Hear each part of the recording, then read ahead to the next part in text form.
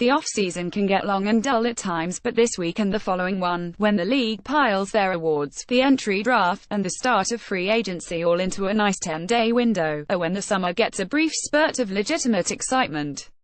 For the Avalanche, it looks like things are going to remain much the same. They aren't likely to get this year's first-round pick from Ottawa via a change of heart on the Senators' part, despite one of the league's most dramatic off-seasons in the modern era already playing out for the Atlantic Division team. If you still haven't gotten a chance, here's a look at the top 50 players heading into the draft on Friday in Dallas, Texas. Mile High Hockey. We're pretty pleased to let you all know that Mile High Hockey will be unofficially present at the draft, collecting quotes and tidbits from players and teams in each of the rounds to come. I'll be there for my regular job, but should be able to get some interesting stuff to bring back for Colorado fans to ponder, as well. As of right now, don't expect there to be a ton of excitement for the Avalanche at the draft.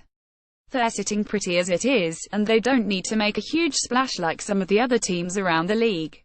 If they do, though, here's the case for potentially moving up in the first round. We've also got one more look at a potential goaltender or, well, two to choose from for the team to take at the draft, assuming they want to go all in and use one of their two current second-round picks to take one of the top-billed prospects in this year's class.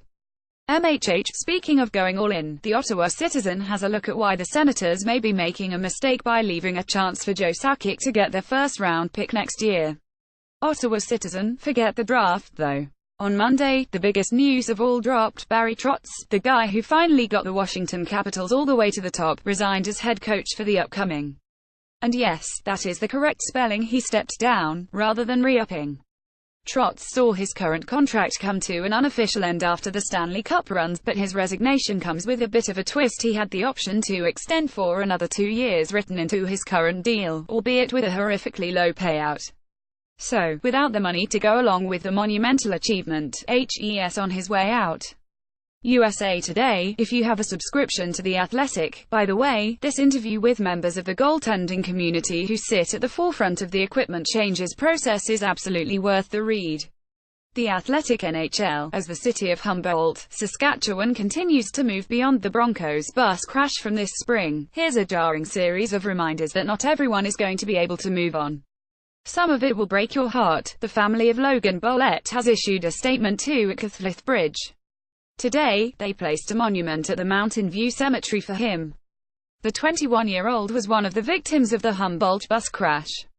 His family donated his organs to help save the lives of 6 strangers. YQOLPic.twitter.com/Zero4Joy8G, Kyle Carr at CTV Kyle June 18, 2018. But other things, like this inspiring pic of 9 of the team's 13 survivors gathering to head to the awards this week, may just put a smile on your face as well. Finally, we've got more from Dan Carcillo talking about the importance of concussion research and awareness. League of Denial, the at NHL, the Union of Compliance, the at NHLPA. I had a great time doing what I did for 12 years as well, but I would like to remember my accomplishments in the next coming decades, be able to enjoy my children. TBIpic.twitter.com/C9YelBeamer, Daniel Carcillo at Carbonboom 13 June 19, 2018. I've mentioned during Flurries in the past how I've come to embrace the evolution of Carcillo to become a staunch advocate for proper mental health assessment and player support.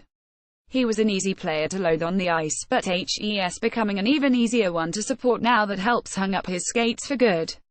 This past week, though, another one of the league's heavy hitters came out to talk about the work that Carcillo has been doing, and this one hit a little closer to home. My first covering the Arizona Coyotes, whom I covered and then worked with across fours prior to this one from the press box, was the year that Boynton got in trouble for EN and disorderly related conduct while up in Buffalo with the Coyotes.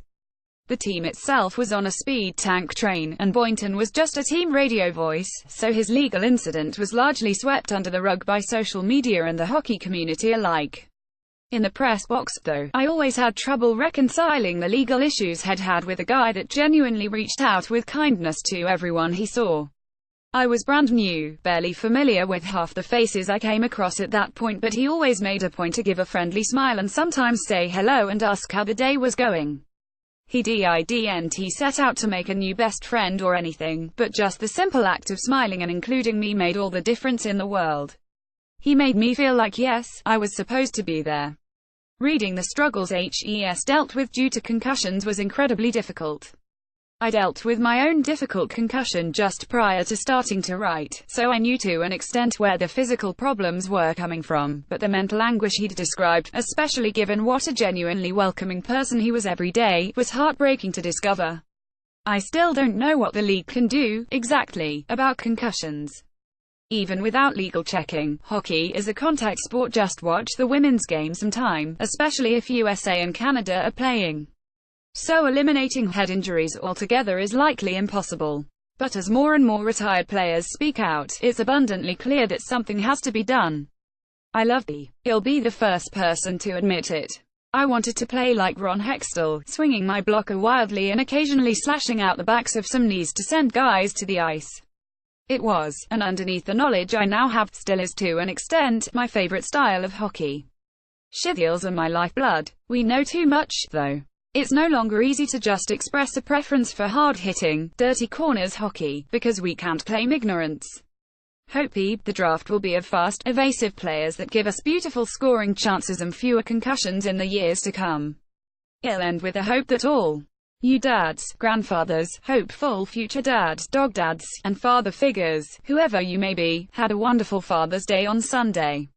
I'll dedicate the flurries this week to my own dad, who did his best to be there for me through hockey, swim team, tennis, dance, cross-country, track, and baseball despite being a 5'2" Jewish guy who hadn't played in organized sports since 1980.